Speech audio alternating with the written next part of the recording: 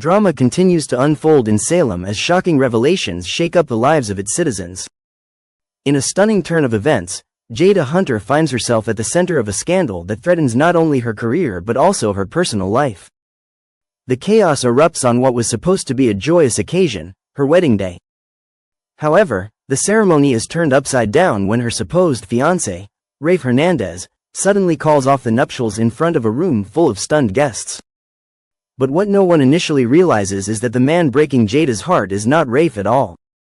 Instead, it is Arnold Feniger, a cunning imposter who has been working in the shadows alongside E.J. DiMera to orchestrate the ultimate betrayal. Jada had sensed for some time that something was off with her fiancé, but nothing could have prepared her for this humiliating spectacle. As if calling off the wedding in such a dramatic fashion wasn't bad enough, Arnold, masquerading as Rafe, publicly accuses Jada of corruption in her role as police commissioner. The shocking claims lead to immediate consequences, and before she can even process what is happening, she is suspended from the Salem Police Department pending an internal investigation. The entire scandal is a well-calculated move by E.J., who is seething with anger after being removed from his position as district attorney. He blames Jada for influencing Mayor Paulina Price's decision to fire him and replace him with his romantic rival, Belle Black. Unable to accept defeat, E.J. concocts a plan to remove Jada from power and create even more chaos in the process. Teaming up with Arnold, he ensures that damning, but false, evidence is presented against her at the wedding, solidifying her immediate suspension and tarnishing her hard-earned reputation. To make matters worse, Detective Sean Brady plays an unwitting role in the deception. As the ceremony unravels into chaos, he presents a file filled with supposedly incriminating evidence against Jada. The accusations are serious, and Mayor Paulina Price wastes no time ordering a full investigation into the matter. With her job on the line and her credibility in question, Jada faces an uphill battle to clear her name. But all is not as it seems. The so-called evidence that led to her downfall may not hold up under scrutiny. Sean, who initially believed the file to be damning, begins to have doubts. Could it all be a setup? And if so, who else is pulling the strings behind the scenes? While Jada fights to restore her reputation, the real Rafe Hernandez is still trapped, unable to expose the deception unfolding in his name. As the investigation progresses, unexpected alliances begin to form. With her world falling apart, Jada finds solace in an unlikely place, Sean. He is dealing with his own emotional turmoil, still reeling from the discovery that his ex-wife has taken up with E.J. The betrayal stings deeply, and with emotions running high, he and Jada find themselves drawn to each other in a way they never anticipated.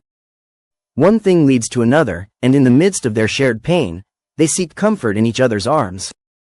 Meanwhile, the truth about the fake Rafe is slowly coming to light. Rumors begin to circulate that he had a wild night with a stripper before the wedding, and Jada starts to piece together the inconsistencies in his behavior. As she digs deeper, the cracks in Arnold's facade begin to show. The question remains, will she uncover the full extent of E.J. and Arnold's treachery before it's too late? Salem is no stranger to shocking scandals and dramatic twists, but this latest deception could have far-reaching consequences. With her career in jeopardy and her personal life in turmoil, Jada must find the strength to fight back against those who seek to destroy her. But with powerful enemies working against her, the battle will not be easy. As the real Rafe struggles to free himself and expose the truth, time is running out.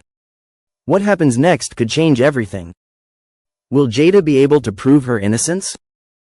Will Sean turn against E.J. and uncover the full extent of his schemes? And most importantly, will the real Rafe finally break free and reclaim his identity before Arnold and E.J. tighten their grip on Salem? For weeks, strange and terrifying events had plagued the set of Body and Soul. Cast members had fallen ill under suspicious circumstances, eerie messages had appeared on mirrors, and worst of all, beloved stars had met tragic, untimely ends. It had been a string of unsettling incidents that sent fear rippling through everyone involved in the show. Abe had been racking his brain, searching for the common denominator behind these relentless attacks. Then, like a lightning bolt, the answer struck him. He froze in place, his breath catching in his throat. The truth had been right in front of him the entire time. I should have realized this sooner, he muttered to himself, feeling a cold shiver run down his spine. Meanwhile, across town, in a dimly lit room cluttered with tattered scripts, production stills, and candles burning ominously, the face of Body and Soul's producer was covered by a large red X. The stalker stood before the board, studying their work, their lips curling into a satisfied smirk. They had been patient, waiting for this moment, and now, the final act was about to begin. Abe pushed open the door, stepping into the room with mounting dread. His eyes swept over the disturbing shrine to the show he had worked so hard to reshape. Photos of cast members, some now deceased, were arranged like pieces on a chessboard. And then, he saw the figure standing calmly in the center of it all. "I should have known it was you," he whispered, the weight of the realization heavy in his voice. Whitley turned to him, unbothered, her expression eerily serene. She tilted her head and gave him a slow, knowing smile. "What took you so long?" she asked, her tone almost teasing. Abe could barely comprehend what he was seeing. This wasn't just a stalker's obsession. This was something far more sinister, something deeply personal. His gaze locked onto the chaotic vision board displaying evidence of Whitley's handiwork, and his stomach churned. "You attacked my show? My cast?" he accused, shaking his head in disbelief. Whitley let out a delighted laugh. "You're right," she admitted without an ounce of remorse. "And you know what, Abe? I'd do it all again." His horror deepened. "You did all of this, just because we were taking the show in a new direction?" Whitley's expression darkened. "You people ruined my favorite show. Body and Soul was all I had left after my husband died. It was the one thing that kept me going. And you," she jabbed a finger at him, "destroyed it." Abe took a cautious step forward. "That doesn't justify what you've done," she shrugged. "I just wanted to show you the error of your ways before it was too late. Before you wrecked Body and Soul beyond repair." His pulse quickened as the full scope of her madness came into focus. "You cleaned house, permanently," she nodded. "People needed to be eliminated. For the greater good." Abe swallowed hard. "And Cassandra?" Her smile widened. "Oh, that poor woman. She never saw it coming. Imagine, death by a cat. Poetic, really." Abe's stomach lurched. He realized, with a sickening certainty, that she had been behind every misfortune that had befallen the cast and crew. "And how did you manage to follow Bonnie around Bayview?" he pressed, desperate to understand the depths of her deception. She chuckled. "Easy, I convinced them all I was just a little eccentric. Mostly harmless, they said. And thanks to soap Twitter and the dark web, I had all the information I needed to take people down." The hairs on the back of his neck stood up. She had studied their weaknesses, stalked their movements, and carefully orchestrated a campaign of terror, all in the name of preserving a television show. Then he saw it, the small vial in her hand, its contents catching the dim light. Whitley lifted it with reverence.